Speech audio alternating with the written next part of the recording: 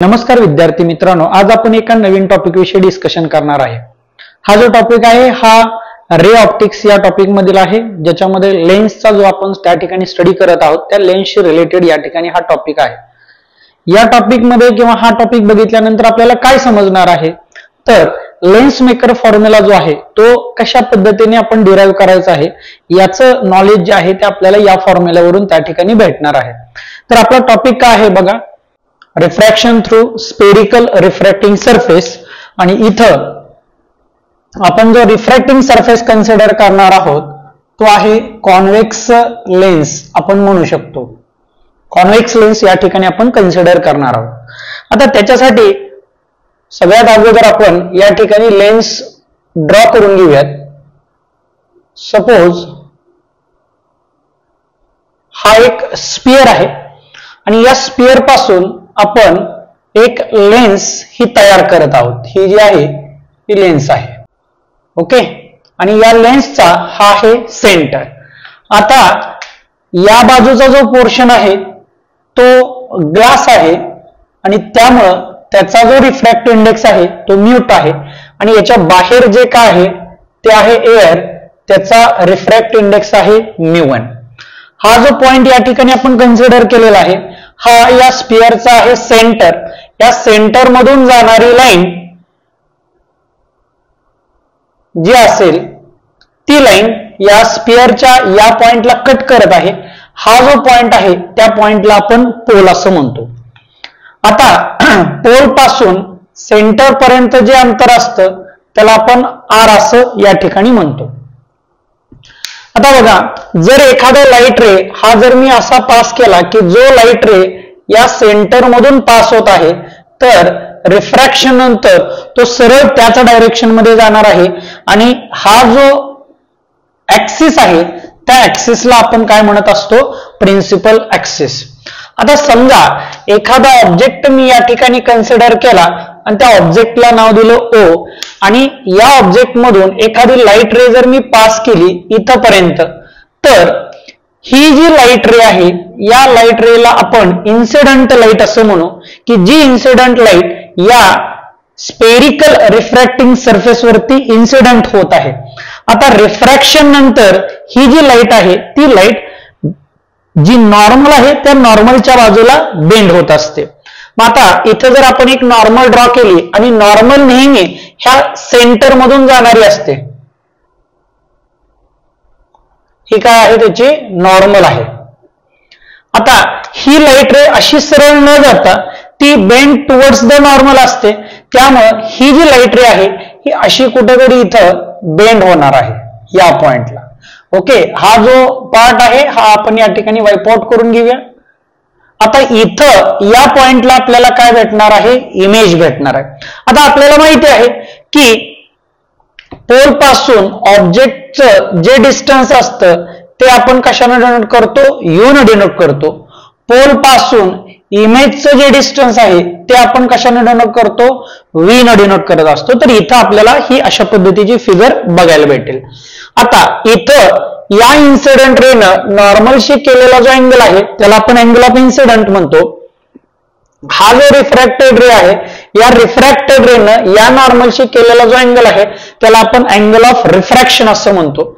इथं या ओ न प्रिन्सिपल ऍक्सिसशी तयार केलेला अँगल त्याला अल्फा म्हणूया, इमेजनं प्रिन्सिपल ऍक्सिसशी केलेला अँगल जो आहे त्याला बीटा म्हणूया आणि या सेंटरला या नॉर्मलनं केलेला जो अँगल आहे त्या अँगलला आपण गॅमा असं म्हणूया।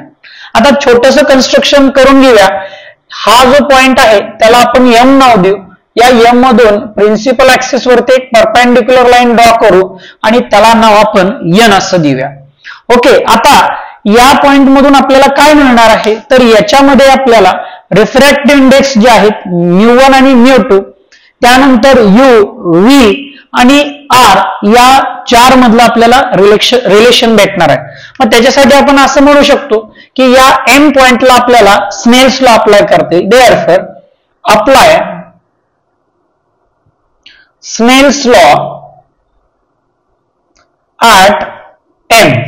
एम पॉइंटला स्नेल्स लॉ अप्लाय केलं तर काय येईल बघा, μ1 sin I is equal to μ2 sin R। आता ज्या वेळेला हे आपण या ठिकाणी फॉर्म्युले डिराईव्ह करत असतो त्यावेळेला लेन्स मध्ये आपण काही अझम्पशन्स केलेले आहेत.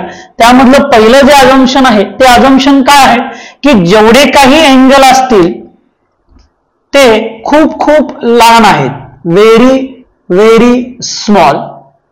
जेवढे काही अँगल या ठिकाणी असतील ते कसे असणार आहेत, खूप खूप लहान असणार.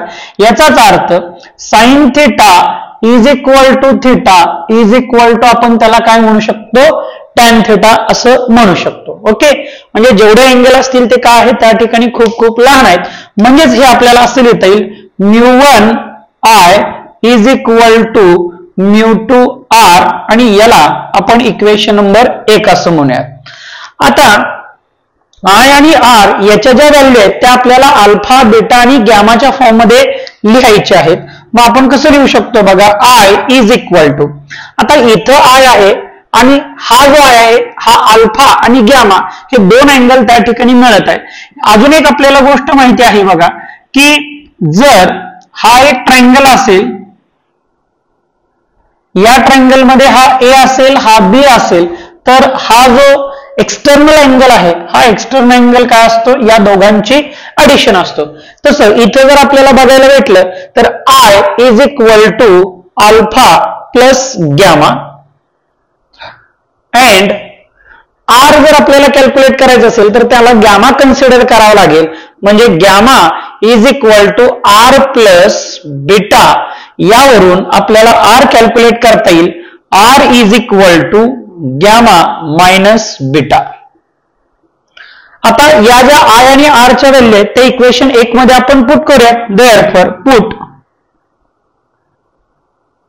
Values of I and R in equation 1.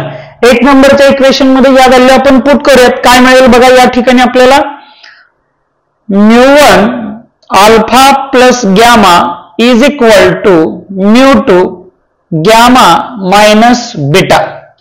आता या ठिकाणी अल्फा गॅमा आणि बीटा याला जर आपण या फॉर्म मध्ये जर बघितलं तर हा थिटा आहे, या थिटाला आपल्याला साइन थिटा लिहिता येईल किंवा याच थिटाला आपल्याला टॅन थिटा लिहिता येईल. मग त्यासाठी आपण टॅन थिटा घेऊयात. म्हणून μ1 tan alpha tan gamma is equal to μ2 tan gamma minus tan beta.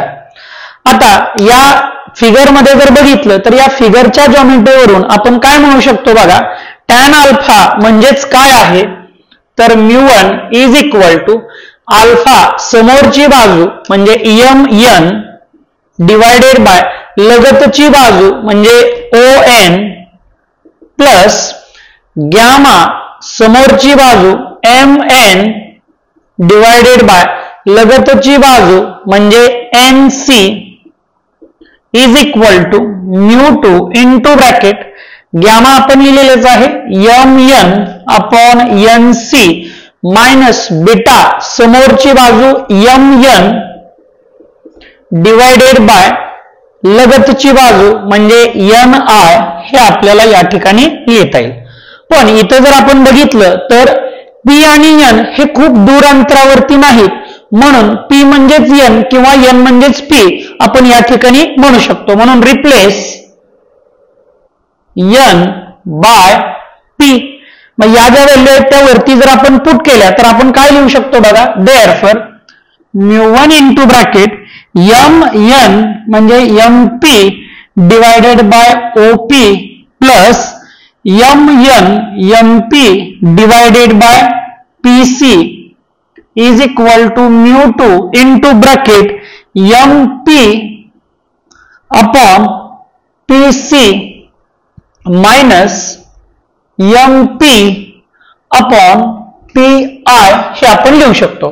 आता सगळीकडून MP जर आपण कॉमन काढला दोन्ही बाजूनं आणि त्याला आपण काय करू शकतो, कॅन्सल करू शकतो. मग राहिलं काय बघा, μ1 into bracket 1 upon OP plus 1 upon PC is equal to μ2 into bracket 1 upon PC minus 1 upon PI. Okay, आता यांचे जे डिस्टन्स आहेत ते आपल्याकडे या ठिकाणी आहेत. OP हा असा आहे पण मेजर करत असताना पोल पासून आपण मेजर करतो, म्हणजे लाईटची डायरेक्शन जी आहे ती या बाजूला आहे आणि मेजरमेंट या बाजूला आहेत, म्हणजे दोन्ही अपोजिट डायरेक्शन आहेत, म्हणून ते घेताना आपण निगेटिव्ह घेतो. म्हणजेच आपल्याला काय लिहिता येईल बघा, μ1 इंटू ब्रॅकेट 1 अपॉन OP, पण घेताना PO म्हणजे ते झालं मायनस U प्लस PC, हे डायरेक्शन ऑफ इन्सिडेंट रे आहे, म्हणून R is equal to μ2 into bracket 1 upon PC हे R, PI हे डिस्टन्स V आहे 1 अपॉन V. ओके, आता ह्या μ1 आतमध्ये मल्टिप्लाय करून घेऊयात, minus μ1 upon U plus μ1 upon R is equal to μ2 upon R minus μ2 upon V. R च्या term एका बाजूला घेऊयात आणि बाकीच्या टर्म एका बाजूला घेऊयात. Therefore minus μ1 upon U plus μ2 upon V, हे मायनस इकडे आल्यानंतर प्लस झालं, इथं आहे μ2 अपॉन R, हे प्लस पलीकडे गेलं की मायनस होईल, मायनस μ1 अपॉन R हेच असं लिहिता येईल, minus μ1 by U plus μ2 by V is equal to μ2 minus μ1 whole divided by R. आणि हा जो आहे हा आपल्याला या ठिकाणी मिळालेला फॉर्म्युला, की ज्या फॉर्म्युल्यामध्ये आपल्याला μ1 रिफ्रॅक्ट इंडेक्स आणि UVR ऑब्जेक्टचं डिस्टन्स, इमेजचं डिस्टन्स आणि रेडियस ऑफ कर्वेचर याच्यामधलं हे रिलेशन या ठिकाणी भेटत आहे. या रिलेशनचा वापर करून आपण लेन्स मेकर फॉर्म्युला जो आहे तो त्या ठिकाणी आपण बघणार आहोत. याच्यामध्ये अजून एक गोष्ट महत्वाची लक्षात घेण्यासारखी काय आहे, की इथं हा जो ऑब्जेक्ट आहे, object placed in rarer medium. Okay, या ठिकाणी जो ऑब्जेक्ट आहे तो ऑब्जेक्ट आपण कुठं प्लेस केलेला आहे, रेअरर मीडियमला प्लेस केलेला आहे. आणि जर त्या ठिकाणी रेअरर मीडियमला ऑब्जेक्ट प्लेस केलेला असेल तर या ठिकाणी हा आपल्याला फॉर्म्युला भेटून जाईल. धन्यवाद.